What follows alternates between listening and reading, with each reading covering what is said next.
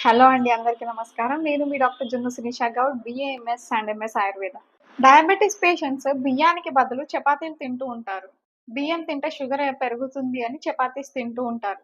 కానీ మైదా లేదా సాధారణ గోధుమ పిండి వల్ల కూడా రక్తంలో చక్కెర స్థాయి అనేది పెరుగుతుంది.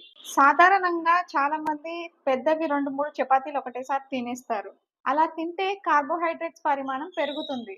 దాంతో భోజనం చేసిన తర్వాత రక్తంలో చక్కెర స్థాయి అనేది బియ్యంతో సమానంగా లేదంటే బియ్యంతో సమానం కంటే ఇంకా ఎక్కువగా చక్కెర స్థాయి అనేది రక్తంలో కనిపిస్తుంది.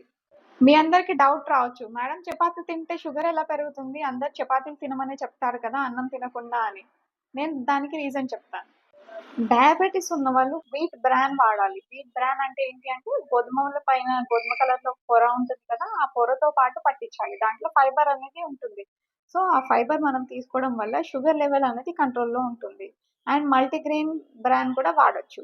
అండ్ ఇంకొకటి ఏంటి అంటే ఈ చపాతీ పిండిలో ఇప్పుడు ఏదైతే బ్రాన్‌ది పిండి వాడుతున్నారో గోధుమలది కానీ, మల్టీగ్రెయిన్‌ది కానీ ఏదైతే వాడుతున్నారో దాంట్లో కొంచెం మెంతి పొడి కానీ, ఫ్లాక్స్ సీడ్స్ పొడి కానీ కలుపుకుంటే ఫైబర్ అనేది పెరిగి మీకు షుగర్ లెవెల్ అనేది కంట్రోల్‌లో ఉంటుంది. అండ్ ఇంకొకటి ఏంటి అంటే చిన్న సైజ్‌లో 1 ఆర్ 2 చపాతీస్ తినండి. ఎక్కువ పెద్ద చపాతీస్ చేసుకొని 2, 3 తినే కంటే చిన్న సైజ్‌లో 1 ఆర్ 2 చపాతీస్ తినండి.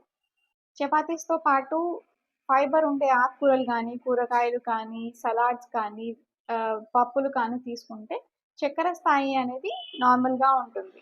ఎక్కువ ఫైబర్ ఉన్న ఫుడ్స్‌లో హోల్ గ్రెయిన్స్‌లో వచ్చేసరికి బ్రౌన్ రైస్, గోధుమల పొట్టుతో ఉన్నవి అండ్ మిల్లెట్స్ కూడా తీసుకోవాలి.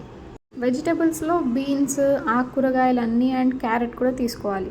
సీడ్స్‌లో flax seeds, chia seeds and fenugreek seeds అంటే మెంతులు తీసుకోవాలి. పల్సెస్‌లో శనగపప్పు, పెసరపప్పు అండ్ ఎర్రకంది పప్పు తీసుకోవాలి.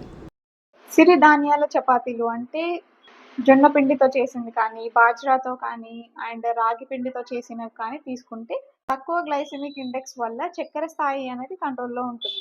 మీ ఫ్రెండ్స్, ఫ్యామిలీ, రిలేటివ్స్‌లో ఎవరైనా షుగర్ వ్యాధితో ఇబ్బంది పడుతున్నట్టయితే, వాళ్ళు సాధారణ చపాతీలు తింటున్నట్టయితే ఈ వీడియోని షేర్ చేయండి. ఈ సాధారణ చపాతీ కాకుండా ఎలా తీసుకోవాలి, చపాతీ ఎలా తింటే షుగర్ వ్యాధి అనేది తగ్గుతుంది, నియంత్రించవచ్చు అనేది తెలిసేలాగా చేస్తారు. అండ్ వాళ్ళ షుగర్ లెవెల్ కొంచెం తగ్గించిన వారవుతారు. Thank you.